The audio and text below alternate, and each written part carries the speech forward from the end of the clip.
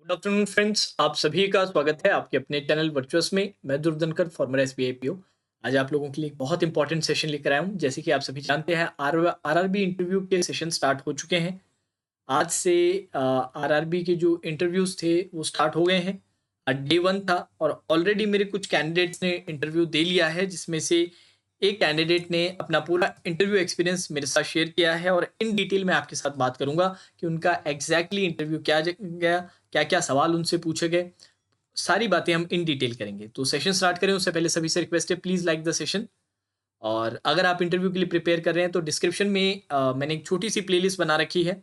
अब वो प्लेलिस्ट जरूर कंप्लीट कीजिएगा, चाहे वो आरआरबी पीओ के लिए हो, चाहे आईबीपीएस पीओ या एसबीआई पीओ के लिए। और आगे भी इन पे मैं सेशंस आप लोगों के लिए डालता रहूंगा, तो वो प्लेलिस्ट आपके लिए बहुत इंपॉर्टेंट रहने वाली है। तो let's start the session. Starting से स्टार्ट करते हैं। अब जाते ही जो आप एक्सपेक्ट करते हैं और उन्होंने भी एक्सपेक्ट किया था कि इंट्रोड्यूस योरसेल्फ का क्वेश्चन पूछा जाएगा, इंट्रोड्यूस करने का क्वेश्चन पूछा जाएगा, पर उनसे वो चीज़ नहीं पूछी गई। Very very important. मैं हमेशा आप लोगों से कहता हूं कि तैयारी सारी चीज़ों की करके जाना है, पर एक्सपेक्ट कुछ भी नहीं करना है, जिससे कि वहां पर हम सरप्राइज ना हो, हम ऑफ ट्रैक ना जाए। हमारे जो एक एक्सपेक्टेशन रहती है कि यार जाते ही हमसे ये पूछेंगे और हम आंसर प्रिपेयर करके बोलना स्टार्ट कर देंगे, नहीं। जो जो पूछा जाए उसका ध्यान से अच्छे से सुनिएगा, क्या वो चीज़ पूछ रहे हैं, उनके क्वेश्चंस को कंप्लीट होने दीजिएगा। तो उन्होंने इंट्रोडक्शन उनसे नहीं मांगा। मान लेते हैं उनका जो हमारे कैंडिडेट हैं उनका नाम वर्षा है। तो जाते ही उनका नाम लिया कि वर्षा कैसे हैं आप। तो उन्होंने बताया और ग्रीटिंग्स की सारी। और स्टार्टिंग में ही उनसे क्या पूछा गया, उनके फादर के जॉब के बारे में पूछा गया कि आपके फादर क्या करते हैं। फादर्स जॉब वॉज आस्क्ड, और हिंदी में था पूरा का पूरा इंटरव्यू ऑलमोस्ट। तो फादर की जॉब के बारे में पूछा गया, जिनका आंसर उन्होंने डिटेल में दे दिया, ऐसा ऐसा। अब उस पर कोई भी फॉलो अप क्वेश्चन नहीं पूछा गया, कोई फॉलो अप क्वेश्चन इस पे नहीं था। ठीक है। उसके बाद उन्होंने कुछ स्टैंडर्ड क्वेश्चन पूछे, जैसे कि उन्होंने पूछा व्हाट इज बैंक, बैंक क्या है। तो उन्होंने क्या किया, सबसे पहले उन्होंने एक सिंपल सी डेफिनेशन, छोटी सी डेफिनेशन दे दी। अब ये चीज ठीक था, उन्होंने एक नॉर्मल सी डेफिनेशन दी, पर इस पे फिर फॉलो अप क्वेश्चन बने, क्योंकि उन्होंने बहुत ज्यादा डिटेल में नहीं दिया था। तो उन्होंने आंसर को एक्सपेंड करने के लिए बोला, जिसमें उन्होंने सबसे पूछा कि आप जितना आंसर में उन्होंने बताया था उसके अलावा बताइए कि बैंक और क्या फैसिलिटीज प्रोवाइड करता है। अब यहाँ पर उन्होंने बहुत अच्छा आंसर दिया, पूरा डिटेल में सारी की सारी बाकी जो फैसिलिटीज है वो बताई। अब एक पैनलिस्ट ने यहाँ पर एक और क्वेश्चन पूछा कि how does a bank work, how does it work, कैसे काम करता है, इस पे थोड़ा सा एक्सपेंड कीजिए। तो इसका भी इन्होंने आंसर दिया। और ये दोनों आपके यहाँ पर फॉलो अप क्वेश्चन बने। और in total what is bank का पूरा जो सिनेरियो था वो यहाँ पर ही वो क्वेश्चन कंप्लीट कर दिया गया। अब इसके बाद उनके एजुकेशनल क्वालिफिकेशन पे है। उन्होंने बीएससी में ग्रेजुएशन कर रखा था, 2016 का इनका ग्रेजुएशन था। अब इसके बाद बीएससी के बाद इन्होंने एमएससी भी किया हुआ था, और एमएससी इन्होंने स्टेटिस्टिक्स में किया था। एमएससी इन्होंने स्टैटिस्टिक्स में किया था।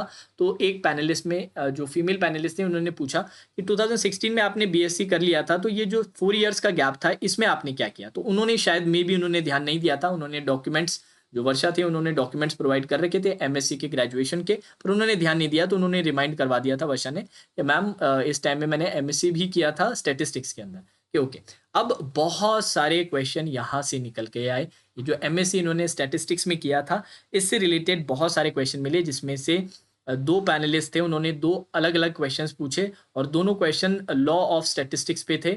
और यहाँ पर अनफॉर्चुनेटली वो आंसर नहीं कर पाई थी। दो लॉ पूछे गए थे और दोनों लॉ अलग अलग एक पैनलिस्ट ने पूछा, और इन दोनों का वो आंसर नहीं कर पाए। तो उन्होंने बहुत ही पोलाइटली वर्षा ने बता दिया है कि sir I have no information regarding this, या I am not sure about this. ठीक है। तो इस तरह से उन्होंने आंसर कर दिया, उसमें कोई इशू नहीं है। अगर 2-3 क्वेश्चंस आपको नहीं आते, उससे बहुत ज़्यादा कोई डिफरेंस नहीं रहेगा। उसके लिए आप परेशान नहीं होना है, बिल्कुल भी घबराना नहीं है, बिल्कुल भी टेंशन में नहीं आना है, स्ट्रेस नहीं लेना है। और अगर आप स्ट्रेस लोगे तो वो पैनलिस्ट को पता चल जाएगा। तो उसके लिए परेशान नहीं होना, पहले से अपने को प्रिपेयर्ड होकर जाना है कि सारे क्वेश्चंस के आंसर तो हम वैसे भी नहीं दे पाएंगे।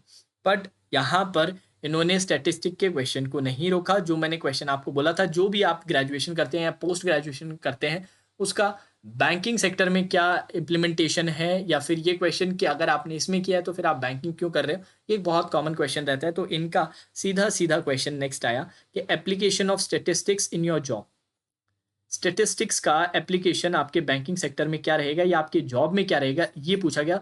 और ये आंसर इन्होंने विद एग्जाम्पल्स, विद एग्जाम्पल्स। बहुत ही डिटेल में वर्षा ने इसका आंसर दिया और बहुत ही प्यारा, बहुत ही अच्छा आंसर दिया। तो यहाँ पे ज़रूर उनको प्लस पॉइंट्स मिलेंगे। अब इसके अलावा एक पैनलिस्ट ने, वो जो फीमेल पैनलिस्ट थी, उन्होंने फिर से एक क्वेश्चन पूछा प्रोबेबिलिटी के रिगार्डिंग कि प्रोबेबिलिटी क्या रहती है और ये आप एक्सप्लेन कीजिए with examples, with examples explain कीजिए। तो इन्होंने what is probability with examples explain कर दिया। फिर एक क्रॉस क्वेश्चन यहाँ पर हुआ कि जैसे कि हेड एंड टेल है, हेड एंड टेल की प्रोबेबिलिटीज क्या रहती है, हेड एंड टेल की प्रोबेबिलिटीज क्या रहती है, ये एक फॉलोअप क्वेश्चन इन्हें देखने को मिला जिसका आंसर उन्होंने बहुत आराम से दे दिया।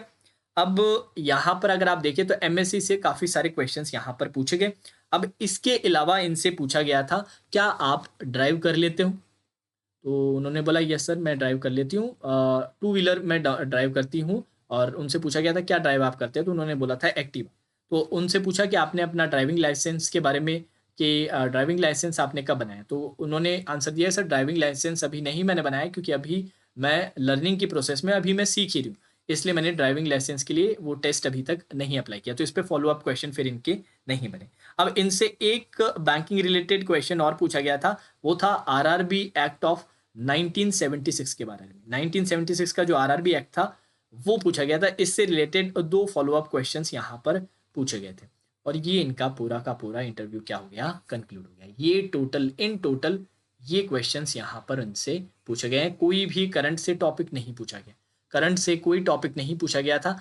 ये इन टोटल इनका क्या था, इंटरव्यू एक्सपीरियंस था। अब जैसे ही मुझे बाकी कैंडिडेट से भी और इससे डिफरेंट कुछ एक्सपीरियंस देखने को मिलता है, कुछ डिफरेंट सेट ऑफ क्वेश्चंस देखने को मिलते हैं, तो आपके साथ मैं ज़रूर शेयर करूंगा। अब यहाँ पर बहुत सारे क्वेश्चंस ऐसे हैं, बहुत सारे सवाल ऐसे हैं जो मैं आपको ऑलरेडी प्रिपेयर करने के लिए बता चुका हूँ। जैसे कि व्हाट इज़ बैंक से रिलेटेड मैंने आपको ऑलरेडी बता दिया है। पर्सनल जो भी रहता है, चाहे खुद से पूछा जाए, चाहे आपकी जगह से पूछा जाए, चाहे आपके जो पेरेंट्स हैं अगर वो वर्किंग है उनसे रिलेटेड, जो उनकी जो ऑक्यूपेशन है उससे रिलेटेड सवाल बन सकता है। आपकी ग्रेजुएशन से रिलेटेड सवाल पूछा जा सकता है, स्पेशली अगर बैंकिंग सेक्टर से, जैसे स्टैटिस्टिक्स हुआ, जैसे कि कॉमर्स बैकग्राउंड रहा, जैसे और भी स्टैंडर्ड कुछ रहते हैं तो उसमें सवाल पूछा जा सकता है। उनका एप्लीकेशन बैंकिंग सेक्टर में या आपके जॉब में, अगर आप यहाँ से ग्रेजुएशन किया है, आपने अलग स्ट्रीम से किया है, तो आप बैंकिंग क्यों करना चाहते हैं, इससे रिलेटेड। देन ये आरआरबी एक्ट बहुत ही स्टैंडर्ड है जो आप बैंकिंग अवेयरनेस के लिए ऑलरेडी प्रिपेयर कर रहे हैं। और कुछ मिसलिनियस क्वेश्चन जैसे कि इनसे ड्राइविंग का पूछा गया। ठीक है, तो ये सेट ऑफ क्वेश्चंस और इनका जो इंटरव्यू है, मेरे एनालिसिस के जहां तक उन्होंने मुझे डिटेल में विद आंसर सारी चीज़ें बताई, मेरे ख्याल से बहुत अच्छा ये इंटरव्यू में स्कोर करेंगे। अब जैसे ही मुझे बाकी इंटरव्यू एक्सपीरियंस मिलते हैं इस दिन के या आने वाले दिनों के, मैं आपके साथ शेयर करता रहूँगा। और प्लेलिस्ट के बारे में मैं फिर से रिमाइंड कराऊंगा, डिस्क्रिप्शन बॉक्स में प्लेलिस्ट है, वो प्लेलिस्ट ज़रूर कंप्लीट कीजिएगा। वो RRB PO, IBPS PO, SBA PO, सभी इंटरव्यूज़ के लिए बहुत ही ज़्यादा यूजफुल रहेगी। ठीक है, तो चलिए दोस्तों आज के सेशन में इतना ही। Now that's all for today session. ठीक है।